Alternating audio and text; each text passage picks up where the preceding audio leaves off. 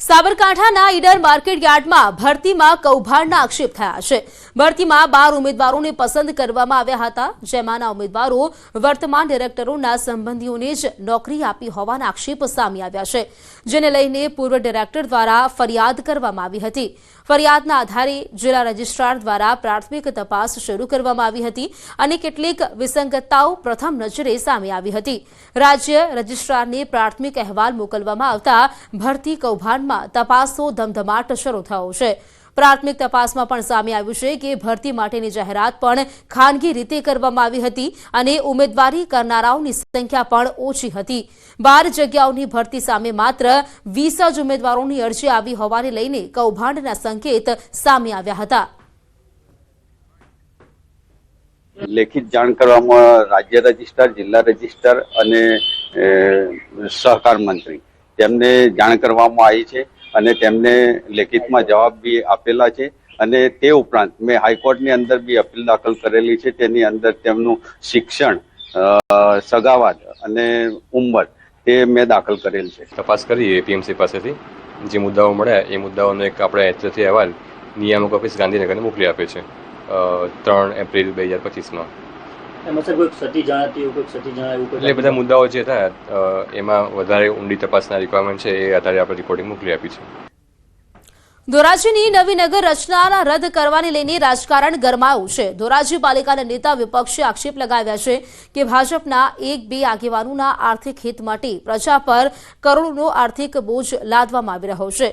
પાલિકા વિપક્ષનું કહેવું છે કે સરકાર દ્વારા જે ટીપી સ્કીમ લાગુ કરવામાં આવી છે તેના કારણે શહેરમાં આધુનિક સ્કૂલ, બાગ, રોડ, રસ્તા સહિતના લાભ પ્રજાને મળી શકે છે। જો ટીપી સ્કીમ રદ કરવામાં આવે તો પ્રજા વિવિધ લાભથી વંચિત રહેશે।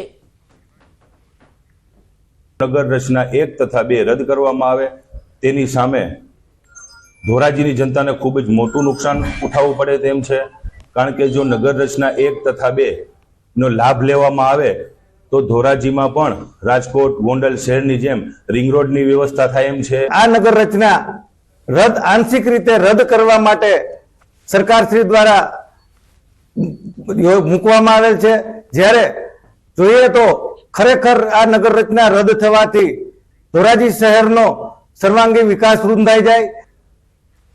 રાજકોટના જેતપુરમાં નકલી નોટો આપી છેતરપિંડી કરવામાં આવી છે। ખાંભાના સમઢિયાળાના રત્ન કલાકાર સાથે આ ઠગાઈ થઈ છે। ફરિયાદની 1 લાખની ચલણી નોટના બદલામાં 2 લાખની તૂટેલી ફાટેલી નોટ મળશે તેમ કહીને 2 લાખની નકલી નોટ પધરાવી દીધી। તપાસ કરતા ઠગ ટોળકીએ ફરિયાદીને ચિલ્ડ્રન બેંક ઓફ ઇન્ડિયા લખેલી નોટો આપીને છેતરપિંડી કરી છે।